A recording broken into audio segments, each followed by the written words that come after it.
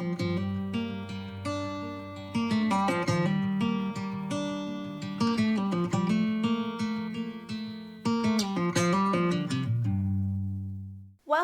to another video. So today I thought I would go through endurance results.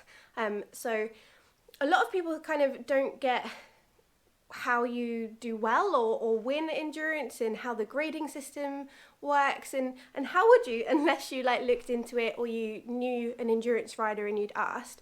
So I just wanted to go through, just explain endurance results, what they mean and how to do as well as you can do. Endurance in the UK is broken down to 3 types of rides. So this is a very basic description. So pleasure rides, which I kind of see as a bit of a trial, and then graded endurance rides, which I would explain them as a bit of a time trial, and it's a points-based system. And then competitive endurance rides, which are basically a race with a mass start, and the first past the finish and to pass the vet wins. So we'll start off with pleasure ride results. So pleasure rides are an affiliated endurance ride. You can also do kind of taster rides that are called social rides, and those don't have a vetting. But pleasure rides do have a vetting, so the vet sees your horse trot up before and after. As long as the horse is sound and you've gone under 12 kilometers an hour, you can deem that a completion and be super proud of getting around the ride, and you get a rosette at the end. Also, you get points for your pleasure rides, and those add up over the season and go towards your group and national trophy awards. Graded endurance rides are basically a time trial. You either set off by yourself, or you can ask the ride organiser to set off in a small group or with a friend if you want to ride with someone and it's your first time. Sometimes it's nice to go with someone experienced who's really good at setting the pace, but equally you'll be fine out there by yourself. The marking is really good and all you need is a watch. So as long as you know your timing parameters, so your minimum and maximum speed you are allowed to go at, which is a really wide range, so it's quite easy to be within that speed range. All you need is to know your maximum and minimum ride time and off you go. Or alternatively, you can use a GPS watch or use an app that gives you kind of the same things and just check it periodically. So I've got here on my iPad, Dan will put this magically on the screen for you now. This is the Novice grading system.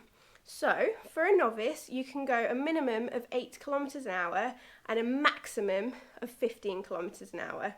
And then a grade 1, you can get a grade 1 if you do 9 kilometers or above. But what I really like about this, and this is the same for all of the levels, is that once you get to 10 kilometers an hour, there's absolutely no benefit going any faster. So that slot of between 10 to 15 kilometers an hour doesn't give you any more points than going at 10. So it really encourages taking it steady, looking after your horse, and basically the lower your pulse rate at the end, the higher your grade. But the higher your speed, up to 10k an hour, the higher your heart rate can be to get the maximum grade. So have a little look at the table and you'll see it's quite an easy system to follow once you know what you're looking at. Basically, you get a grade 1 if your heart rate's between 40 and 44, depending on what speed you've been. And then, I've got it all written down here because there's no way I'd remember all these numbers. If you're open advanced, but going below 55 kilometers, you get a grade 1 if you go between 11 and 18k an hour. But again, the higher speeds don't give you any extra benefit once you get to a certain threshold. It's 13k an hour in this case, and your heart rate can be between 40 and 43. And then for rides above 56 kilometers, to get a grade 1, it's between 11 and 18 kilometers an hour, and you don't get any benefit once you go above 15 kilometers an hour, and the heart rate is between 44 and 47 to get a grade 1. Now, you don't need to grade at all. I personally don't worry about grades because I'm thinking about my horse's FEI career, and in FEI there's no grades, there's just placings, and the faster you present to the vet, the quicker you get through your vet gate and the higher your placing. So I don't really worry about grades. As long as my horse's heart rate is under 64, I want to present them to the vet as soon as possible once I get back. But if I wanted to gain a national trophy or grading was really important to me and that was my goal, then I would focus on getting the right heart rate and trying to hit the optimum speed. So as well as getting individually graded in your own ride. You can also then earn points based on the rides that you do over the season that go towards your group and national trophies. So points for graded rides. 40 kilometers basically equals 40 points. So less than 40 kilometers in distance, it's 1 point per kilometer. And then more than 40 kilometers, so once you get to like 41 to 50, you then get 2.5 points for each of those kilometers. And then more than 60, you get 4 points. So if you did a whole 160 kilometer ride, you'd get 490 points on a graded endurance ride. And those add up over the season and go into the league tables. Now you also get bonus points if you get grades. So those are the points you get if you complete and you get your qualification, you still get a rosette, awesome. But you also get bonus points for your grading. So for a 40 kilometer novice, you would get like 30 extra points for a grade 1 and all the way down to 15 extra points for a grade 4. So the grading system I've just explained is all about competing against yourself, setting your own goals and getting points. But it's not particularly competitive in terms of the actual ride that you're entered in on the day. So EGB also have something called the performance formula. Now the performance formula gives you a placing based on your speed and your heart rate in the ride you're in. So say you enter the 40 kilometer novice ride, carry on, ride your own ride, stick to your own kind of rules, don't do anything different. But if you do get a good speed and a really low heart rate, then you might get placed first in that class. I guess it's a little bit like dressage, that you don't have to worry about the other competitors. You can just think about your personal goal in terms of a percentage you get, but also if you get a good percentage, you might get placed. So the way I've written this down again, because numbers, the performance formula is worked out, is it's speed in kilometers an hour times 2 minus the minimum speed times 100 divide by your heart rate. And if people draw, then it's the lowest heart rate that wins. Competitive endurance rides are basically a race. So you start in a mass start, you all have the same start time and off you go. Now you don't have to start in the mass start.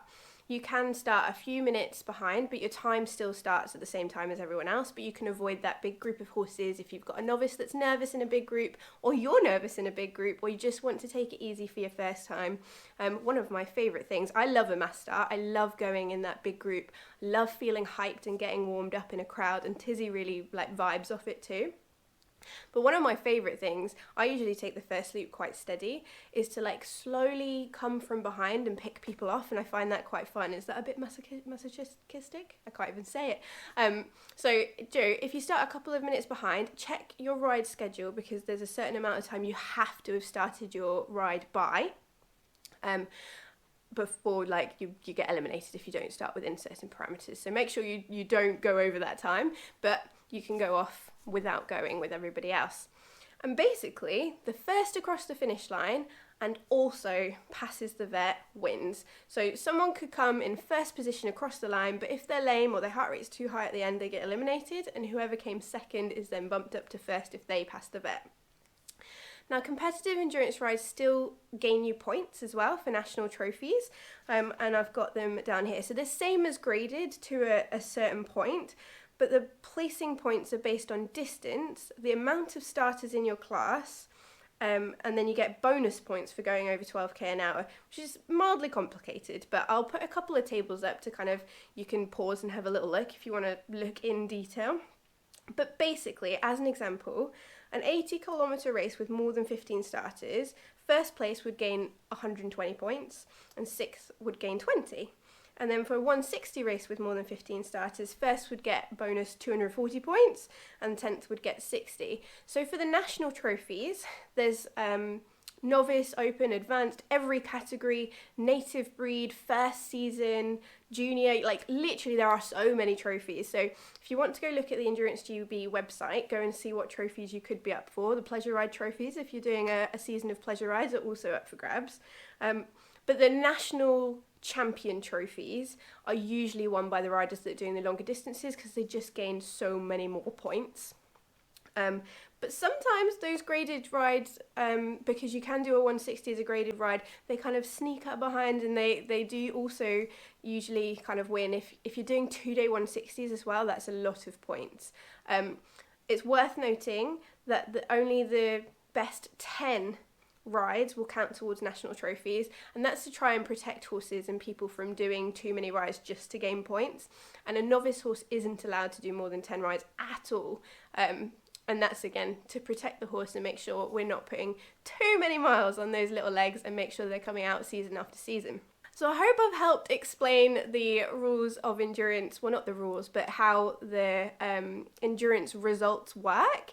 Have a little look at the blog if you want to kind of look at it written down and have links to the tables and things, because I know it can be slightly complicated until I've got it like in front of me and I've had a good look at it. It takes me a while to kind of take it all in rather than someone explaining.